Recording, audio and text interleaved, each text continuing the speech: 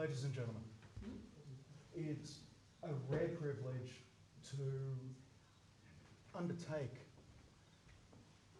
such a discussion, a chat this evening. The people in which we'll be talking to this evening and having a chat, their main accomplishments were in the 70s and 80s at the formation of this club. Now, I look to be a bit of an old fella, but this was when I was born, during that period. So it's a bit of a remarkable feat.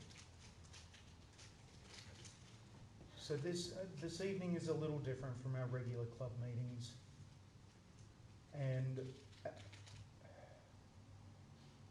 as you can notice, I am a little bit nervous about this.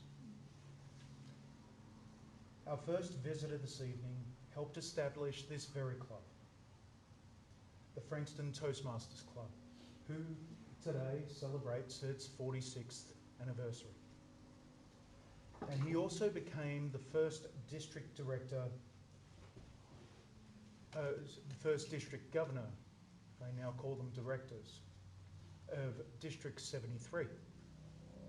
Please put your hands together for Ray Scott.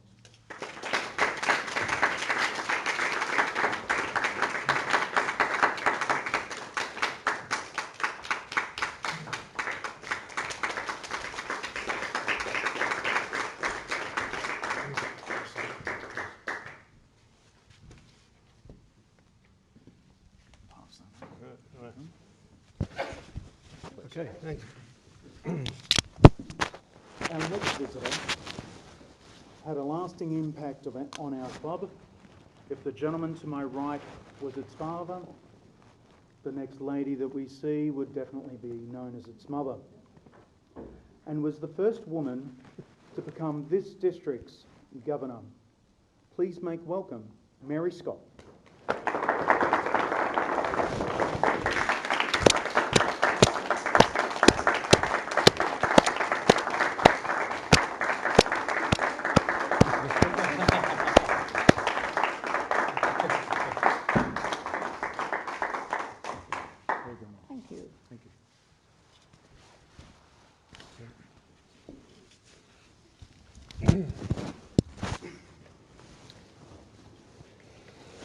So tonight we'll hear a lot about Toastmasters and your journey within Toastmasters, and your journey with the organisation. But to give the audience, both here and still be viewing this later on, a bit of a background as to who you are, if you'd like to share some highlights, milestones or achievements outside of Toastmasters. Outside of Toastmasters? Outside of Toastmasters. Oh my God. I don't think really I achieved anything. We emigrated here in 1970 and I joined the insurance industry, which I'd been in England, and Mary joined the nursing profession again, and that's what we were doing until the 1990s. And then in the meantime we were Toastmastering and making odd trips to the States. And we spoke about the States, how in your time when you went over there it was a little smoggy, but they enlisted some laws. And, it was in Los Angeles. Yes, yes. So, yeah. In 1973, just to skip a question, in 1973, Toastmasters began officially admitting women to Toastmasters. Only 7 years later, Mary, you became the first woman to hold the office of District Governor. Well, in 73, they obviously had other people before, but I was the first one. Yes, in Queensland, Diane Stoodley was the first female. She beat Mary by a year. And we knew Diane we hated well. her. Yeah. But you were the first in District 73. Yes. Were you accepted straight away, being a woman? Was there any backlash? No. And how did you Let me find the say role? that before I say another thing. There has never been any backlash. Opening their doors to women was probably one of the best things they did as far as I was concerned, because it was pretty good. But no, I've never been aware of any backlash. Mm. Occasionally there was the odd women, I have to say, who joined up and thought they were going to change everything and got a bit snaky about stuff. But no, I've never known any backlash or feminism or what is it, gender fluidity that they call it now. But no, I wasn't aware of any of that. And the role was sprung upon you a little earlier than anticipated from what I read. Yeah. Would you like to share? I wasn't going to be a Toastmaster. Never, ever, no idea that I was going to become a Toastmaster. But at this stage, they were trying to get District 73 going, and they had to have a minimum, how many? Well, it should have been, to form a district, to hive off from one district to another, you had to have 35 clubs. And Santa Ana, as it was then, I don't know where the head office is now, they made a special dispensation of 25 clubs. And at the time, I think we had about 20. So we had a mad scramble to It was such a struggle. charter these odd 5 clubs, which was a bit hairy at the time. And when at we made that it. stage, they were trying to get this club going in Mentone, and they'd get what you get, about 10 members, and then it'd go down to 3, and then it'd go up again. Couldn't get that final number. Yeah. So I was drafted in, and Ray said, "Don't worry, you just put your name on the list. You don't have to do anything." Which he did. I mean, put my name on the list. Volunteer or voluntold, Well, yes. exactly. And one particular night he was in the city and he wanted a book that he left at home. Would I drive up to Mentone and give him this book that he needed for the meeting? And you know what happened. I turned up at the meeting and I couldn't just go home again. And the second thing that happened to me that night was I was given a table topic. And that was it. I did the table topic, and obviously they assumed that I was a Toastmaster. So the fact that I just got my name on there didn't mean much, but it did, because look at me, I then became District Governor eventually. So it all begins with a table topic. For those that are outside of Toastmasters, that's where you're presented with a question that you don't know. It's off the cuff speaking, you have no chance of preparing, and you need to speak for timer? 2 to 3 minutes? 3 minutes. Yeah, 3 minutes. What is it about impromptu or off the cuff that is so exciting, but at the same time so... I think with most people it's the fear of making a fool of yourself in front of all these people who are obviously brilliant at what they do, and I'm going to make a fool of myself by standing up and saying something. And Yeah. If you're going to make a fool of yourself, this is the best place to do it, where it doesn't matter. Absolutely. It's a laboratory, as a friend of mine says.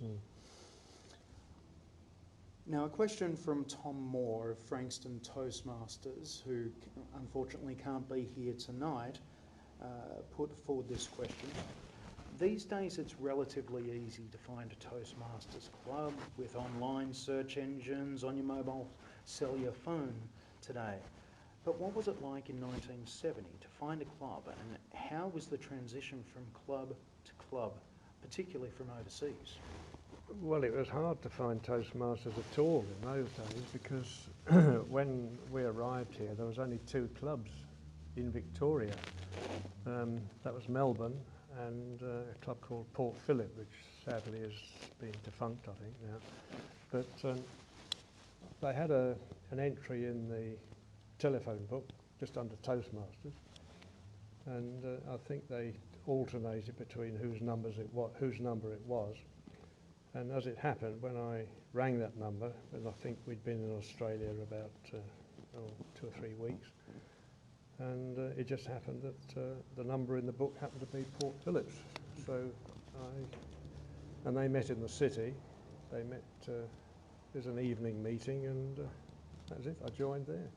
But that was about the only, because there was no internet, And that was it. It's just word of mouth and the phone book. That's all you got. And occasionally you get someone to perhaps do a radio interview, as if anyone was listening to it. And you just hope for the best. But in the main, it was word of mouth. And the only time you'd really do any advertising is when you were trying to form a new club, and you'd advertise in the local paper.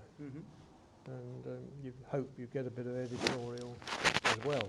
And that's what happened here at Frankston eventually when we started it. But the point was that it cost a fair bit of money to put the advert in, and for that you'd expect a bit of editorial. And so I composed a long screed, and when I opened the paper, when it arrived, I found that the advert was in all right, but the article I'd written wasn't, and it had been superseded by a stray dog story. You hated dogs ever since. Make sure if you're forming a new club, there's no stray dogs or dogs giving birth to puppies. Now, we spoke recently over the phone with both of us finding it humorous that when the Frankston Toastmasters Club first met, it was in a pub called the Grand Hotel just around the corner from here. No, it was the Pier, actually. Sorry, the Pier Hotel. I think it's been called the Sovereign, and it might even be the Pier again now, I don't know. Yeah, sorry, I didn't... No, that's fine. All right, I'll write that down for historical fact. It was the Pier Hotel. The Pier Hotel. And today we meet in St Luke's Church, being opposite ends of the spectrum. What other things come to mind when thinking about the formation of the Frankston Toastmasters Club?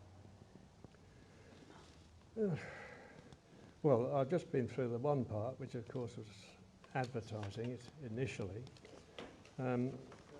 Actually, Frankston was relatively easy to charter. There were a few clubs like that. Glen Waverley, for instance, when we chartered that, they chartered on the first night. There were that many turned up.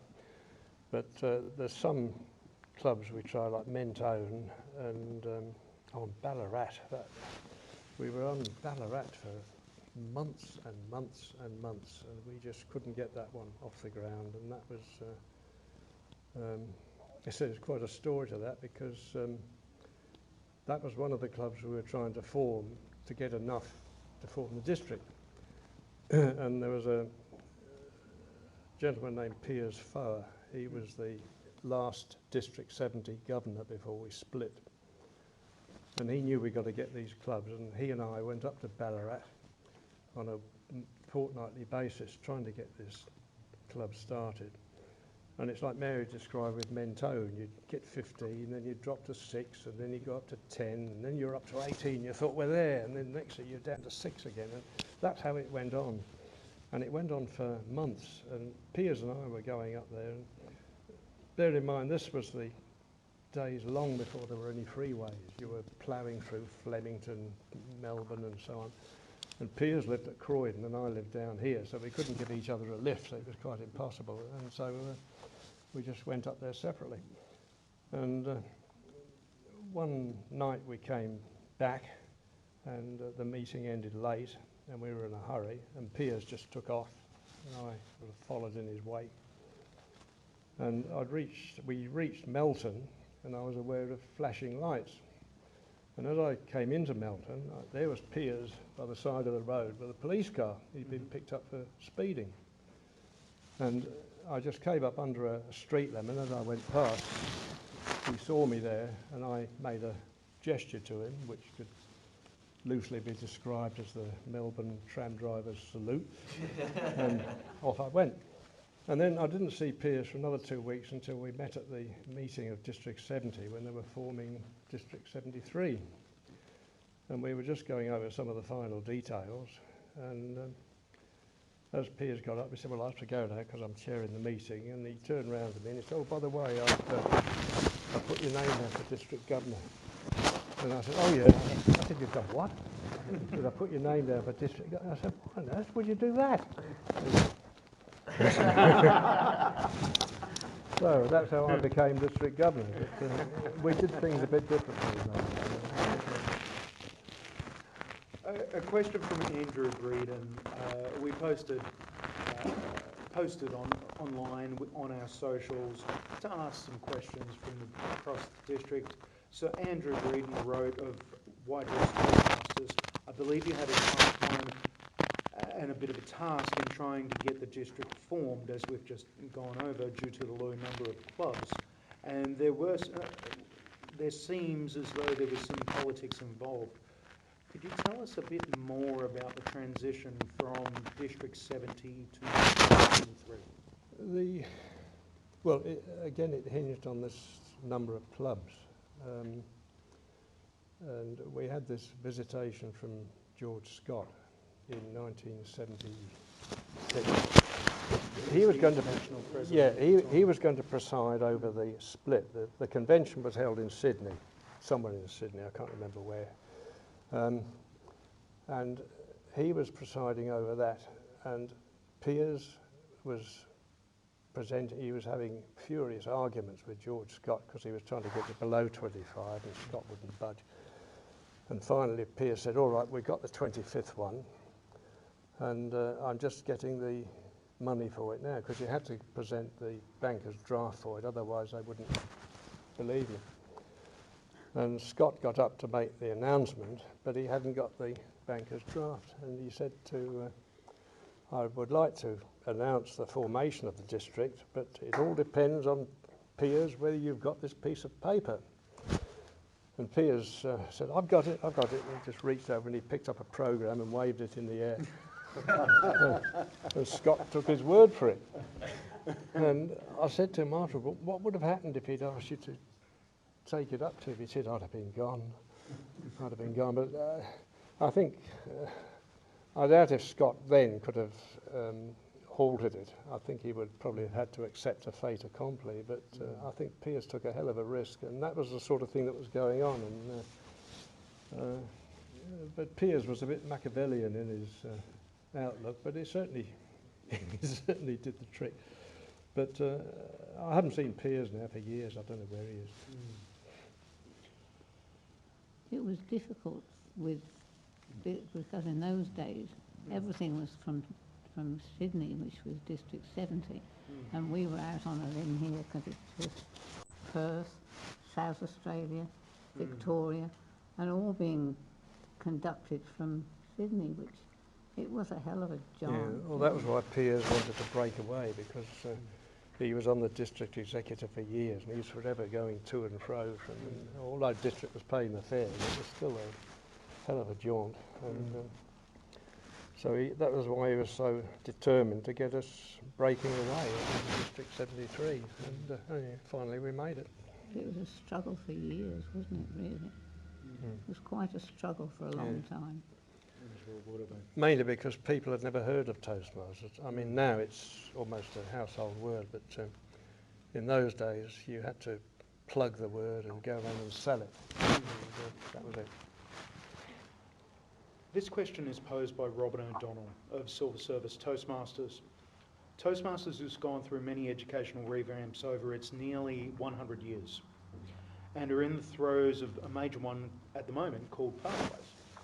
Both of you served as Lieutenant Governor, an integral role in the education and training of Toastmasters at the time. Do you have any advice or insights to those going through this and future changes to the Toastmasters educational program?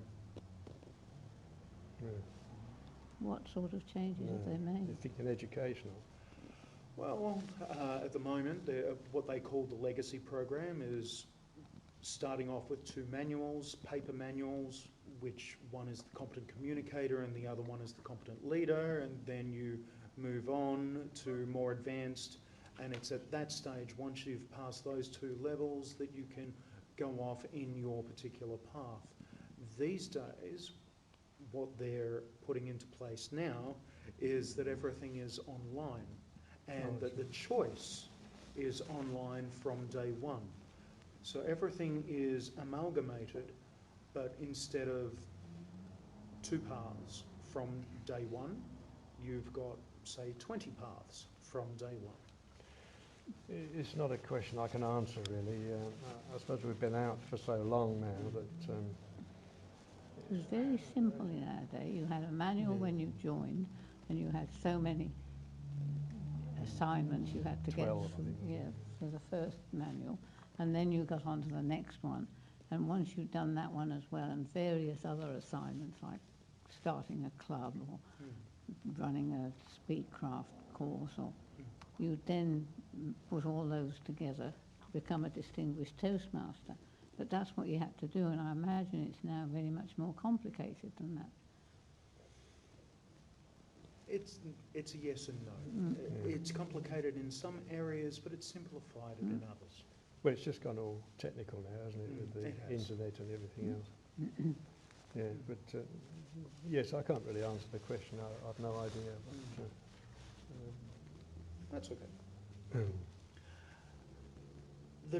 In the transition from pen to paper, and from paper to computer in the 90s, and committee to committee over 46 years of Frankston Toastmasters, many records have been lost to time. Today we're privileged to have received from yourself, Ray, a document showing all the attendees at Frankston Toastmasters' very first meeting. During your time, would you like to highlight anybody of notable to Frankston Toastmasters or Toastmasters in general that you believe may have been forgotten and should be revisited? are you talking Frankston Toastmasters or Toastmasters in general? Toastmasters in general, but a few Frankston Toastmasters would be lovely.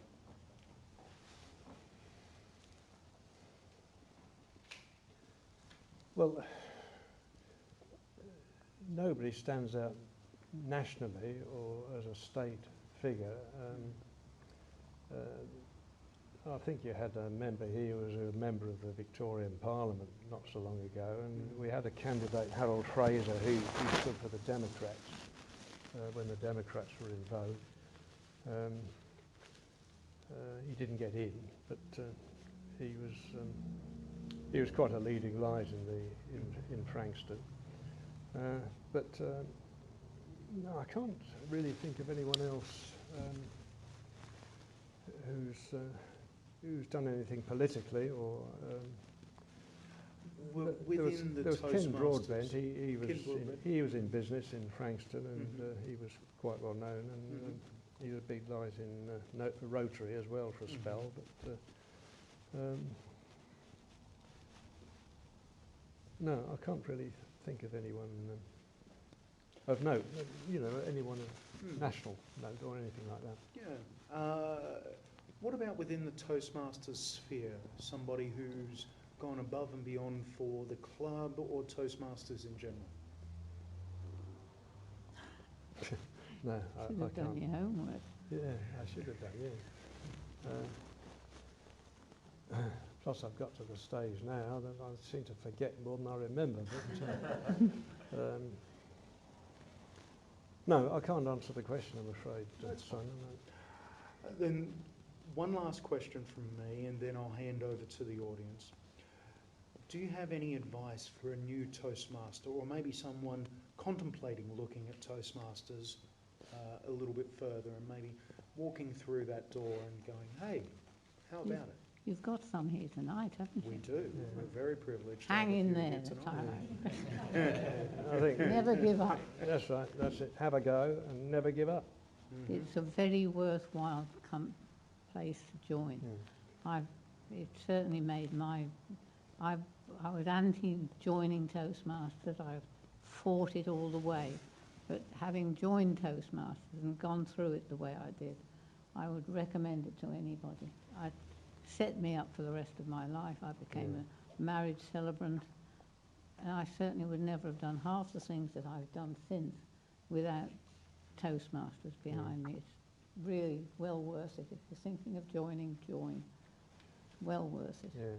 Well, I'm the same in that since I left Toastmasters, well, in fact, since I left work, I started writing fiction, and I've published a few books, just a few. But it's been a great help because if you're not known, the only way you can sell is going around the service clubs. And I think I've done more speeches around service clubs than I ever did in Toastmasters over the last 10 years. So from that point of view, it's been a great help to me, and it's also good fun, really. Going around. It is. Oh, we've had some marvellous times over the years, haven't we? Yeah, and there's times in the States we had as well. Yeah. Well, thank you. I'll now throw it open to the audience if there's any questions. Got a question? Stephen. In the beginning, and when you accepted, obviously, the role to expand or to create District 73, and listening to you having to charter so many clubs in a certain period of time, what kept you going? I mean, you were both obviously working full-time, I'm assuming you may have families, but what kept you going? Because it seemed like, you know, there was a lot of work to do that with very few resources to do so. Well, now you ask the question, I begin to wonder myself. I suppose it's like anything else. Once you get the bit between your teeth, it's very difficult to stop. And we had this dynamo named Piers Foe who he just really kept going and he wouldn't give up. And in fact, it had a detrimental effect on him in the long run because I think towards the end his marriage broke up, didn't it?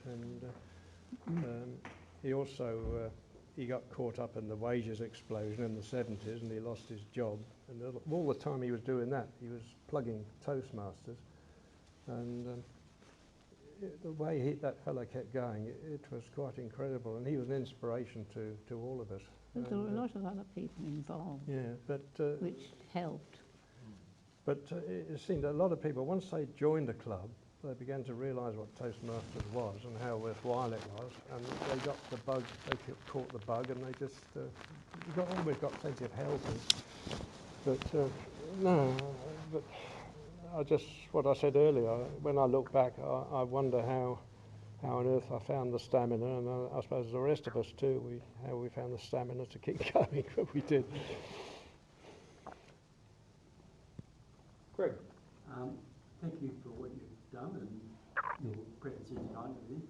I'm just curious, when, as a new member of Toastmasters, I look on the net and I see a lot about Frankston, Victoria, Australia. Was there much international influence that there is now? There's so much international stuff you can read about Toastmasters.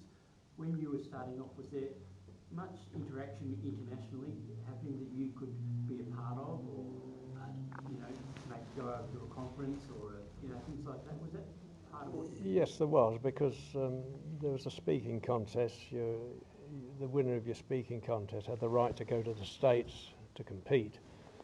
And we found in Australia it would cost quite a lot of money then to send 4 people over.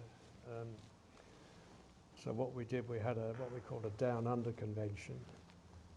That was Queensland, New South Wales, and New Zealand, that's right. So it was a 4-way thing. And so we had a Down Under convention. Which was a lot of fun. Where the 4 districts were involved, and then there was a speaking contest, and the winner of that was the one that we paid for to go to the States. And that went on for several years, and it was quite successful, but eventually I think the Americans stopped it. They stopped the Down Under, didn't they? Yeah, they stopped. I But don't we know, used to I have didn't really know the conventions down politics of here. that because we were sort of on the way out then, but for some reason they stopped it. But we had a lot of contact with the States. I mean, Mary and I went to, was it 4? Yeah. 4 conventions in the States, and I stood for Director at Large at one stage and failed. But even that was an interesting exercise. I found out doing that what some of these politicians go through when they're trying to get themselves elected, because that's what it was. You know, you're handing out leaflets and you would vote for me. That's right. And you were Giving out the flyer and that's what you did. having spiels. Yeah, that's right. And it was, you were trying to get all the separate districts to vote for you, because each district had, was it 1 or 2 votes or something. And yes, it was quite a political exercise. So yeah, I learned quite a lot doing that, which made me certain that I would never stand for politics.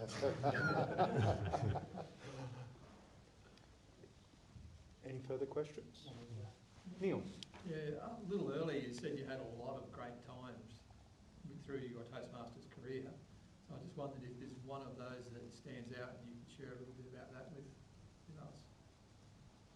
There were so many, weren't there? Well, I think one of my best moments, I think, was at Melton when I passed by Piers who was getting fined and I wasn't. But all the conventions we had here, they were quite exciting. I can remember one convention we had at Narracourt, and it was a farming community, and the Narracourt Club organised this convention, but it was all in fields and farms, wasn't it? One meeting we had, we were all sitting on hay bales. And I remember the district governor at the time was being interviewed by someone, by the local club president, and he was being interviewed at his cow pen, and while he was being interviewed, the cow shat all over him. That's one of his best memories. But I remember when I was just become district governor, and we had to have a semi-annual convention and the annual convention. And Piers, bless his heart, decided that we should have the convention in Narracourt. Now, I'd already organised the convention in Melbourne, but Piers, without any consultation with me, had decided that we'd have the convention in Narracourt. Well, I was shattered when I had this phone call from Narracourt saying, we need to get together to discuss the convention. And I thought, we're not doing a convention there, we're doing it in Melbourne. So quick as a flash, this is something you learn in Toastmasters. You lie your way out of it. I said, oh, I'm sorry, you're not doing the convention, you're doing the semi-annual, the half-yearly one. I'm so sorry if I'm giving you the wrong message. So we had to backtrack, and I had to pretend that we'd organised the semi-annual from Narracourt all the time. And then we had to, I said to Piers, I rang Piers and I said, you know what you've done? You've got to go round every club in Melbourne now and get them all to come to Narracourt for the semi-annual. So we did. We had a brilliant semi-annual in Narracourt, based like on the fact that that Piers had landed me in it and told Narracourt that they were doing it and they weren't. He backpedalled quickly. Tim. Thank you. Thank you for coming and sharing. I found out that we all focused on the positive parts, but I'm just curious about some negative parts of it, because I think everything has pros and cons. So looking back, everything we do for Frankston Toastmaster, the time and effort you put in, is there any negative impact in your life, or did you sacrifice anything, or did you make any compromise for this? I think looking back, I got more out of Toastmasters. I don't know, I suppose we gave a lot, but we got a lot from Toastmasters. I think well, as I said before, I think thinking back, I got far more out of it. The fact that there's lots of things I've done in my life that I couldn't have done if it hadn't been for Toastmasters. You could give me the confidence to do it. It meant a lot of nights away from home if you had a district position like area governor or something like that. What do you call them? Do you call them area governors these days? We changed it to directors, but it's the same all right, thing. well, same. Yeah. And if you were attending club meetings, it certainly cut down your home time. But aside from that, no, I didn't see any real problem. I'd definitely echo Mary's thoughts on the matter. The more you put in, the more you get out. It's definitely been a very Lots rewarding. and lots of friends we've made, and we've still Absolutely. got them. In fact, we had dinner with one at the weekend, didn't we? Yeah, we met another Tony district, Jessup. Tony Jessup. He's still around, and we met him at So a we've jazz thing at Mulgrave Got lots on of Sunday. friends that we made at that time. Are you guys still in contact with each other? Sorry? I mean, you made a lot of friends through Toastmaster, but do you guys still keep in contact with each other? Right. Do you still keep in contact? With some of With- them we do, Yeah.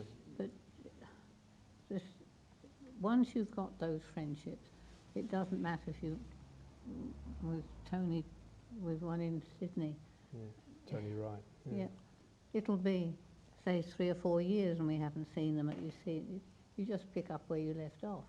You don't lose it. Once you've got these friendships, you hang on to them. There was one friendship we had. Well, there was Tony Wright. He used to be, he was one of the district governors in our time, and Mary was, you were what, his number 2, weren't you, Yeah. at that time? Oh. Mary had to go up to Tony just to discuss something, and they met at a pub, and they were just discussing this district business. And while they were doing that, a woman suddenly came up to them to greet Tony. It was his next door neighbour, and she saw him with this other woman, and she promptly turned round. I was often wondered how he sorted that one out when he went out. I'm not sure how we're doing for time, but we'll just take one more question. Sorry, please. About 8:30? Sorry. Okay. Is there one last question, if anyone's got that? Otherwise, we'll wrap up. No more questions? All right, well, please, please put your hands together. Please stay there.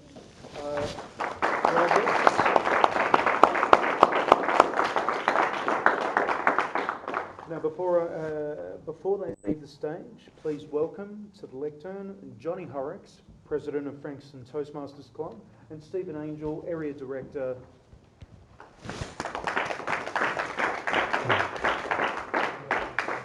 Thank you very much. Well done. Good compare though. What would you call them, the guys who did the interviews? A bit like TV show.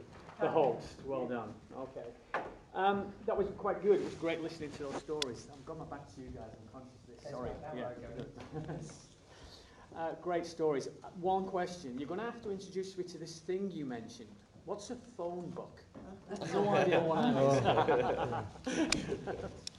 All right. Thanks. Good question. It's a good question. There you go. Okay.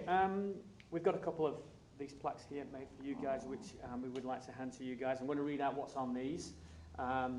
It's been an honour and a pleasure listening to your stories and what was told and how you've set up this, the districts, the clubs, etc. And it's fantastic. So here, Frankston Toastmasters, a Lifetime Achievement Award to Mary Scott for outstanding vision, dedication and commitment to excellence. The first woman to become District 73 Governor and Club Founder. Is that correct? I hope that's correct. So there you go, Mary. That's for you. Can you have the rest of these guys? Thank you very much. Oh, that's brilliant. Thank you so much. I'll Share read the this honours. one out for you. A Lifetime Achievement Award to Ray Scott. Yeah. Outstanding vision, dedication and commitment to excellence, the first District 73 Governor and Club Founder. Thank you very much, Ray. Thank